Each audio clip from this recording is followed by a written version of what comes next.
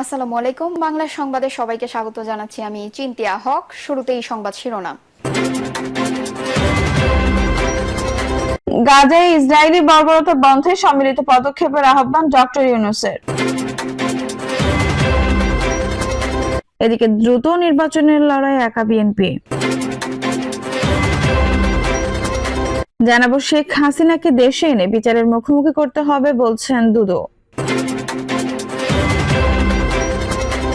এবং সর্বশেষ জানাবো ইজতেমা মাঠে সংঘর্ষের ঘটনায় হত্যা মামলা।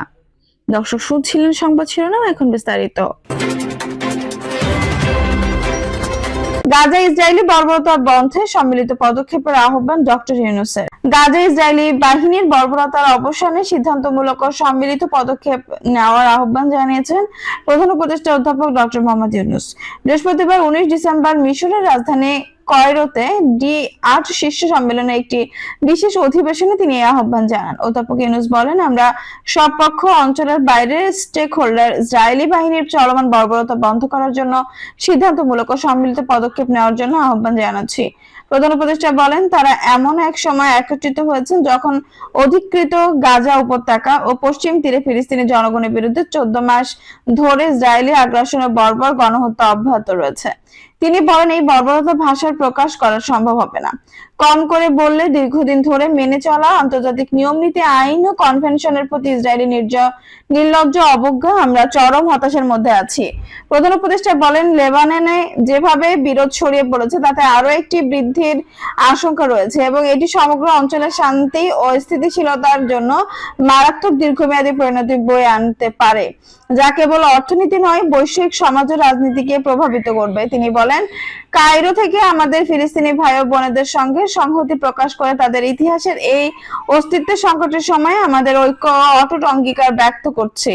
অধ্যাপক ইউনূস বলেন, বাংলাদেশের ইতিহাসে বরাবরই ফিলিস্তিনিদের সমর্থনে দৃঢ়ভাবে পাশে দাঁড়িয়েছে। তিনি বলেন, আমরা সবসময় ইসরায়েল পরিচালিত অব্যাহত অবৈধ দখলদারিত্ব এবং সহিংস দমন পীড়নের নিন্দা জানিয়েছি। আমরা এই সংকটের দ্বিরাষ্ট্র সমাধানের মাধ্যমে ইসরায়েল ও ফিলিস্তিনের শাস্তি ও সম্প্রীতিতে পাশাপাশি বসবাস করার মতো একটি ন্যায্য দীর্ঘস্থায়ী সমাধানের পক্ষে অটল আছি। দ্রুত নির্বাচনের লড়াই একা বিএনপি। দ্রুত সংসদ নির্বাচনের জন্য বিএনপি একাই চালিয়ে যাচ্ছে লড়াই। শেখ হাসিনা সরকারের পতন ঘটানো, ছাত্র জনতার অভ্যুত্থানে অন্য যেসব দল ও পক্ষ ছিল তাদের বেশিরভাগের অগ্রাধিকারে রয়েছে সংস্কার ও গণহত্যার বিচার। প্রধান উপদেষ্টা ডক্টর মোহাম্মদ ইউনূস নির্বাচনের যে সম্ভাব্য সময়ের কথা জানিয়েছেন, এতে অন্যরা স্বাগত জানালেও বিএনপি বলছে অস্পষ্টতা কাটেনি। নির্বাচনের আগে প্রয়োজনীয় সংস্কারকে গুরুত্ব দিচ্ছে জামায়াত ইসলামী। অভ্যুত্থানের সূত্রপাত ঘটানো ছাত্র নেতৃত্ব আওয়ামী লীগের বিচারের আগে নির্বাচন হতে দেবে না বলে ঘোষণা দিয়েছেন। চরমনাই পীরের নেতৃত্বাধীন ইসলামী আন্দোলনের অগ্রাধিকার রয়েছে সংস্কার। যেসব দল বিএনপির কাছ থেকে আগামী নির্বাচনে আসন ছাড় পাওয়ার প্রতিশ্রুতি পেয়েছে তারাই দ্রুত নির্বাচনের দাবি জানাচ্ছে, অন্যরা দিচ্ছে না। তারা বারবার তাগাদা দিলেও বিএনপি নির্বাচন দেওয়ার বিষয়ে সময়সীমা বেঁধে দেয়নি। বিএনপি কেন নির্বাচনের জন্য তাড়া দিচ্ছে এর ব্যাখ্যাও দিয়েছেন দলটির ভারপ্রাপ্ত চেয়ারম্যান তারেক রহমান।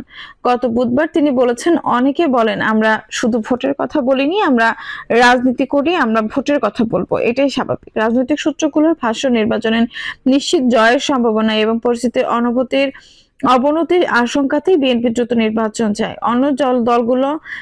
অন্য দলগুলো এককভাবে জয়ের সম্ভাবনা ক্ষীণ বলেই ভোটের জন্য তাড়াহুড়া কম। গতকাল দলের স্থায়ী কমিটির বৈঠকের ব্রিফিং এ বিএনপির মহাসচিব মির্জা ফখরুল ইসলাম আলমগীর বলেন, নির্বাচন কমিশন গঠন হয়ে গেছে, তবে নির্বাচন অনুষ্ঠানের প্রস্তুতি দেখছি না। আশা করেছিলাম প্রধান উপদেষ্টা এবার নির্বাচনের রোডম্যাপ দেবেন, তিনি তা দেননি।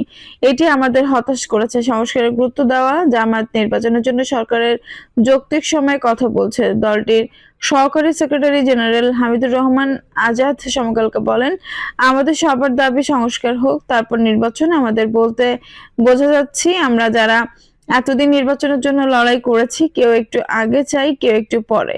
পার্থক্য তো এতটুকুই। এত বছর আন্দোলন হয়েছে সুষ্ঠু নির্বাচনের জন্য, ভোটাধিকারের জন্য। তা ঠিক করতে নির্বাচন ব্যবস্থা সংস্কার করতে হবে, অন্যান্য সংস্কার তো আছেই। 2026 সালে 30 জুনের মধ্যে নির্বাচনের যৌক্তিক সময় নিয়ে প্রশ্ন তিনি বলেন এটি অনেকেই সমর্থন করছে না, আবার জামায়াত বলছে না এটাই হতে হবে, নির্বাচনের জন্য তড়িঘড়িও দরকার নেই, বিলম্বেরও দরকার নেই। জাতীয় নাগরিক কমিটির আহ্বায়ক মোহাম্মদ নাসির উদ্দিন পাটোয়ারি সমকালকে বলেন আগে জুলাই গণহত্যা শেখ হাসিনার বিচার, পরে নির্বাচন হতে হবে, আওয়ামী লীগের বিচার এবং সংস্কার দৃশ্যমান হতে হবে, নিশ্চয়তা চাই, বিচার ও সংস্কার হবে। সব সংস্কার ইউনূস সরকার করতে পারবে না, কিন্তু নির্বাচনের জন্য প্রয়োজনীয় সংস্কার তো হতে হবে। তিনি পাল্টা প্রশ্ন রাখেন বিএনপি কি সংস্কার ও বিচারের আগে নির্বাচন চায়? বিএনপি কমিটির সদস্য সালাউদ্দিন আহমেদ সমকালকে বলেন আমরা মনে করি 2025 সালের মধ্যে নির্বাচন সম্ভব। রাজনৈতিক সূত্র বলছে অভ্যুত্থান, শেখ হাসিনার পালানোর এবং ক্ষমতাচ্যুত আওয়ামী লীগ ভেঙে পড়ায় আগামী নির্বাচনে বিএনপির বিজয় একরকম নিশ্চিত। 1991 থেকে 2008 সাল পর্যন্ত 4টি গ্রহণযোগ্য নির্বাচন ভোটের পরিসংখ্যানে বিএনপির পক্ষে। সারা দেশে তৃণমূল পর্যায়ের পর্যন্ত সাংগঠনিক কাঠামো থাকায় আওয়ামী লীগের অনুপস্থিতিতে আগামী নির্বাচনে বিএনপির একচেটিয়া জয় সম্ভব। এই কারণে দলটি দ্রুত নির্বাচনের চাপ দিচ্ছে। ছাত্র নেতৃত্ব রাজনৈতিক দল গঠনের ঘোষণা দিলেও মাঠ পর্যায়ে খুব বেশি সাড়া নেই। তাদের দুই সংগঠনের জাতীয় নাগরিক কমিটি এবং বৈষম্য বিরোধী ছাত্র আন্দোলন থানা, উপজেলা, জেলা পর্যায়ে কমিটি করলেও ওয়ার্ড ইউনিয়নের সংগঠন বিস্তার করতে পারেনি। অন্তর্বর্তী সরকার সমর্থন পেল দল গঠনের পর মাঠ গুছিয়ে নির্বাচনে জয়ী হওয়ার মতো অবস্থায় যেতে পারবে না কিনা তাও নিশ্চিত নয়। হাসিনা পতন ঘটানো অভ্যুত্থানে জামায়াতের সর্বাত্মক অংশগ্রহণ থাকলেও নির্বাচনে অতীত পরিসংখ্যান অনুযায়ী এই দলটির উল্লেখযোগ্য সংখ্যক আসন পাওয়াই বড় চ্যালেঞ্জ। 1991 সালে নির্বাচন জামায়াতের সেরা সাফল্য পায়, সেবার 12.1% ভোট পেয়ে 18 আসন পেয়েছিল। পরের গ্রহণযোগ্য নির্বাচনগুলোতে ভোট কমে দলটির বড় মিছিল সমাবেশ করে আলোচনা থাকলেও ইসলামী আন্দোলন কখনোই সংসদ পেতে পারেনি। খেলাফত মজলিসের দুই অংশ, জমিয়তে উলামায়ে ইসলাম সহ অন্যান্য অভ্যুত্থানের শরিক অন্য ধর্মভিত্তিক দলগুলো নির্বাচনী সাফল্য সামান্য। জাতীয় পার্টি জাপা 1996 সালে নির্বাচনে 16% ভোট পেয়ে 32 আসন পেলেও পরে নির্বাচনগুলোতে দলটির ভোট কমেছে। গত 4 নির্বাচনে আওয়ামী লীগের সঙ্গে জোট করে অংশ নেওয়া স্বৈরাচারের তকমা পাওয়া জাপা রংপুরের কয়েকটি আসন ছাড়া কোথাও জেতার মতো অবস্থায় নেই। সিপিবির বাসদ সহ বাম দলগুলো 1991 সালের পর কখনোই জামানত বাঁচাতে পারেনি। যৌথ নির্বাচনের দাবিতে সোচ্চার জেএসডি, নাগরিক ঐক্য গণ অধিকার পরিষদের একাংশ, 12 দলীয় জোট, গণসংহতি আন্দোলন, জাতীয়তাবাদী সমমনা জোট বিএনপির সঙ্গে রয়েছে, তাদের আসন ছাড়া ও আভাস দিয়েছে বিএনপি ইতিমধ্যে 6টি আসনের সহায়তা ও দিচ্ছে। এর বাইরে থাকা সরকারের ঘনিষ্ঠ হিসেবে পরিচিত এবি পার্টি গণ অধিকার পরিষদের অপরাংশের জন্য আগামী নির্বাচন হবে প্রথম ভোট। ছাত্র নেতৃত্বের ঘনিষ্ঠ হিসেবে পরিচিত দল দুইটি বক্তৃতা বিবৃতিতে রাজনীতিতে আলোচিত হলেও সাংগঠনিক শক্তিতে দুর্বল। 16 ডিসেম্বর প্রধান উপদেষ্টার ভাষণে জানিয়েছিলেন অল্প সংস্কার হলে 2025 সালের শেষের দিকে নির্বাচন অনুষ্ঠিত হয়তো সম্ভব হবে। প্রত্যাশিত মাত্রায় সংস্কার আরো 6 মাস অতিরিক্ত লাগতে পারে। 2025 সালের শেষ থেকে 2026 সালের প্রথমার্ধে নির্বাচন হতে পারে বলে আভাস দিয়েছিলেন তিনি। পরের দিন তার প্রেস সচিব জানান 2026 সালের 30 জুনের মধ্যে নির্বাচন হতে পারে। অন্যরা স্বাগত জানালেও এই বক্তব্য যৌক্তিক নয় বলে প্রকাশ্যেই জানিয়েছে বিএনপি। দ্রুত নির্বাচন চাইলেও কতদিনের মধ্যে ভোট চাই তা বলছে না বিএনপি। সূত্র জানায় দলের স্থায়ী কমিটিতে আলোচনা হয়েছে 6 মাসের মধ্যে নির্বাচন সম্ভব। কমিটির এক সদস্য সমকালকে বলেন অন্যদের নির্বাচনে জয়ের সম্ভাবনা নেই, তারা অন্তর্বর্তী সরকারের মাধ্যমে কিছুটা ক্ষমতা পেয়েছে, নির্বাচন হয়ে গেলে তা থাকবে না, এই কারণে ভোট চায় না। ছাত্র নেতৃত্বের মধ্যে একই ভাবনা দেখা যাচ্ছে। আবার উপদেষ্টা পরিষদেও ক্ষমতা দীর্ঘায়িত করতে চাইছে, যদিও অন্য দলগুলো মূল্যায়নের ভিন্ন। তাদের ভাষ্য আগামী নির্বাচনে বিএনপি সুপার মেজরিটি পেয়ে ক্ষমতা পেলে তারাও শেখ হাসিনা কর্তৃত্ববাদী হয়ে উঠতে পারে। জামায়াতের এক নেতা সমকালকে বলেন ডক্টর ইউনূসের নেতৃত্বে রাষ্ট্র সংস্কার সম্পন্ন হতে হবে, রাজনৈতিক সরকার নিজের ক্ষমতা কমাবে না। বিপরীতে বিএনপি নেতাদের সংখ্যা বর্তমান সরকারের অর্থনীতি সহ দেশের সার্বিক পরিস্থিতি সামাল দিতে না পারলে এর দায় নিতে হবে দ্রব্যমূল্যের ঊর্ধ্বগতি, বেকারত্ব, আইন শৃঙ্খলার অবনতি, পতিত আওয়ামী লীগের প্রতি সহানুভূতি সৃষ্টি হতে পারে।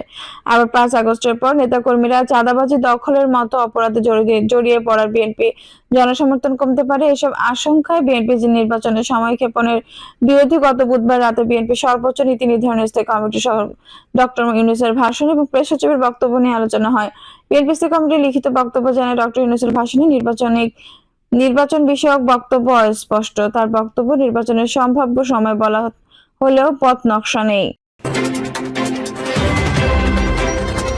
শেখ হাসিনাকে দেশে এনে বিচারের মুখোমুখি করতে হবে বলছেন দুদক। শেখ হাসিনাকে ব্যক্তিগতভাবে নয়, দেশের গণহত্যা, লুটপাট, ধ্বংসের সঙ্গে জড়িত থাকার কারণে ফিরিয়ে এনে বিচারের মুখোমুখি করতে চায়, যাতে আর বাংলাদেশ কেউ দানবীয়তা পুনঃপ্রতিষ্ঠার স্বপ্ন দেখতে না পারে বলে মন্তব্য করেছেন বিএনপির ভাইস চেয়ারম্যান শামসুজ্জামান দুদু। দুদু বলেন, বিএনপিকে আমরা যত হালকাভাবে নেব সেটা নাও হতে পারে। সেই কারণে আমাদের নেতা তারেক রহমান বলেছেন, আগামী নির্বাচন কঠিন হতে পারে, সেখানে সেভাবে আমাদের প্রস্তুত নিতে হবে। দুদু বলেন, আমরা শেখ হাসিনাকে ব্যক্তিগতভাবে দেশে ফিরিয়ে আনার কথা বলছি না।